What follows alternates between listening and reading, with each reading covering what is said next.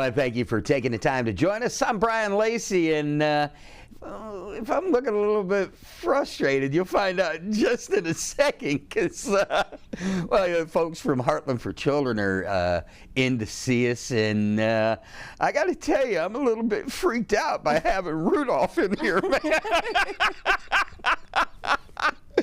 Joining us in studio from Heartland for Children is Briana Edwards. Briana, welcome to the show. Thanks, Brian, for having me. And of course, she brought a guest. That would be Rudolph. Yes, I had to bring Rudolph because we are gearing up for a really, really special project this year. We're going to learn about that here shortly, but honestly, man, so walking through the building, everybody's like, man, you got Rudolph. Oh, yes. I get lucky because SPCA, Bully Project, and a couple others come in and bring animals, but today I have Rudolph. I mean, it's not often you have Rudolph come into the office. I'm going to say once a year. Yeah. I think last year I wore that hat. I think so. Or one year I did, I remember.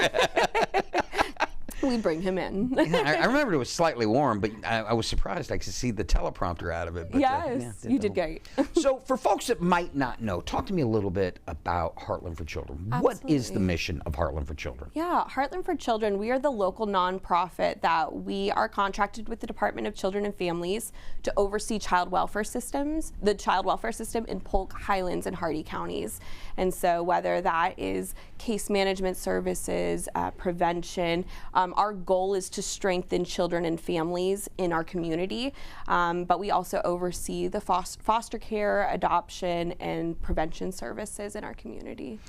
I would be remiss if we didn't take the opportunity to help you guys recruit for foster families, but talk about the role that foster families play in helping these children, through no fault of their own, end up with you. Absolutely. We have children that come into foster care, like you said, at no fault of their own. They've experienced either abuse or neglect.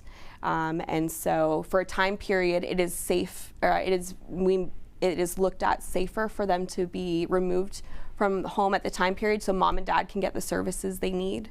And so we have families in our community that step up to help provide safe and loving homes for these kiddos. Right now, Heartland for Children is serving 1,850 children throughout Polk, Highlands, and Hardy counties. And these kids can be in a variety of placements, but we have our goal is to raise a network of 250 foster families. And I believe as of this week, we're at around 160. So we have a really great need for, let me do the math, an additional 80 to 90 more families. These families can be anybody from a single parent, could be a couple, a married, or just in a relationship, but people that are willing to provide a safe and loving home for kiddos. And so we're really always looking for more families to step up and meet this need. I want you to explain, I mean, you've explained what these children are facing to begin with, and the troubles that they're going through.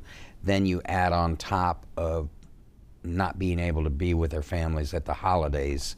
Talk about this program and what it does, if you would. Absolutely. Well, you know, as you can imagine, children who have experienced abuse or neglect and maybe are not able to be with their families during the holidays, that can be a really, I mean, they've already been through trauma, but then it can be an extra traumatizing time, especially during the holiday season. Rudolph actually was created to help brighten the holidays for our children in foster care, and actually this year is our 20th year, which is amazing. So Rudolph just turned 20 years, and we're excited to celebrate that. And so it's been quite an accomplishment, quite a journey, but it's been beautiful to see how the community has stepped up to be able to wrap their arms around our kids in care, especially during the holiday season. And so we actually go and we connect with each child and caregiver and ask for them to provide 2 to 3 wishes that they would hope for the holidays. And so we actually get sponsors in our community to be able to sponsor those child's individual's wish list, but then other toys. So we're able to actually give children and support our foster and relative and non-relative families that are taking care of the kids, with each child getting 10 to 13 gifts. Yeah. And just being able to provide such support where the kids and the caregivers, we get feedback from them after Rudolph, and they're like, oh my goodness, like it was incredible. We're like, we love to be able to share the Rudolph stories of even caregivers that have come to pick up the gifts. They are overwhelmed because a lot of these families have stepped up to fill in the gap for these kiddos. And some of them even received, like the kiddos come in the beginning of December and they're like, okay, how am I supposed to collect, you know, presents and try and financially that can be a lot on a family, as we know.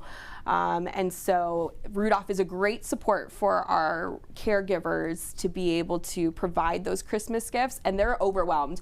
I've seen foster caregivers in tears at the receiving of the gifts because they know how much it's going to mean for the kiddos. And hearing back the stories and getting photos, it's just so touching because we're like, this is why we do what we do. So talk to me a little bit about how the communities of Polk, Hardy, and Highlands counties can get involved and help this program and make a difference this holiday season. Absolutely. So our goal is to sponsor and to serve at least 1,500 of our kids in foster care. At this time, we are about 2/3 of the way to our goal. So I think as of yesterday, we had 1,007 children sponsored already, which is amazing because those are either new Rudolph, we call them our Rudolph champions, those that sponsor. And so, but also there are a variety of ways that people can get involved. Someone might be like, I don't know if I can sponsor a child's wish list, but maybe I'll host a toy drive. Host a toy drive with their neighborhood, with their church, with maybe even their workplace. We've had all kinds of amazing community donors that have stepped up, and maybe it's just collecting toys and having that delivered. We also have an option if people want to donate monetarily, then that gives us the freedom as we need maybe a child's coming in last minute and they would like a certain item. We can just go to the store and buy that. And then also in recent years, we implemented our Amazon toy registry, which is a great way for families that like to do some online shopping and don't want to leave the house. And so we listed all of our commonly requested gifts. So that people can kind of peruse, see what works in their price range, select a bunch of items, put it in the shopping cart, and it gets delivered straight to our Rudolph warehouse. And so there's 4 great ways, and even just sharing. If people wanted to just share the need, that itself makes a great difference. So, and following us on social media. That Amazon gig, so between you guys, Toys for Tots, and Be a Santa to Seniors, all are utilizing the shopping experience of Amazon to help others within the community. That's a great idea. It is great. Where can folks find out more information? Yeah. heartlandforchildren.org, our website, and you can go to our Rudolph page, so /Rudolph, and that's a great spot, or even just following us on Facebook, Instagram, we're on LinkedIn. That's a great way to be able to get connected and to be able to see, learn more about it and follow us, and we'll give you updates all throughout the season of what's going on with Rudolph and also the other needs that we have in our community. Briana, with the time that we have left, got about a minute. If you would, please inspire those at home to get involved and help a child in need this holiday season. Absolutely. I'm always reminded of a quote, and I believe I've shared it with you guys before, that every child is one caring adult away from being a success story. And we've seen that time and time again where people in the community step up to wrap their arms around those that are most vulnerable. And so we have a lot of opportunities, there's a lot of need, but we're also seeing people already make that impact. And so we just want to invite others to also join us in making our community and our children and families stronger and strengthen and build a better community. Briana and Rudolph, I want to thank you for joining me today. That's next year when we do this, I think I'm gonna use the couch on this side, and Rudolph's gonna sit next to me. I like it. Because I think Rudolph was a cheerleader in a previous life. Yes. Rudolph is amazing. We are thankful to have Rudolph in our corner. But anytime I can help you, matter of fact, come back and see me next month. Let's talk recruiting for you, and that would be great. Anything we can do to help you promote the cause, please come back and see me. Absolutely. Thank you so much, Brian, for having us.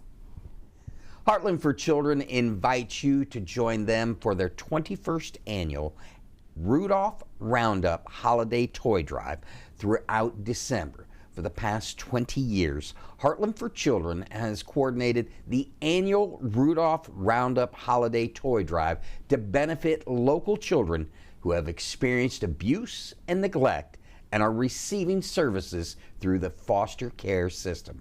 Last year, over 1,500 children and teens were able to be served through the generous donations from the community.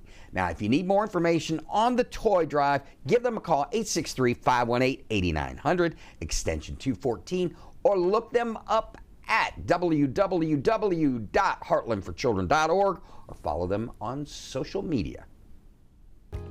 If you enjoyed that episode of Polk Place, I invite you to like, share, and subscribe to the channel, and even check out the next one.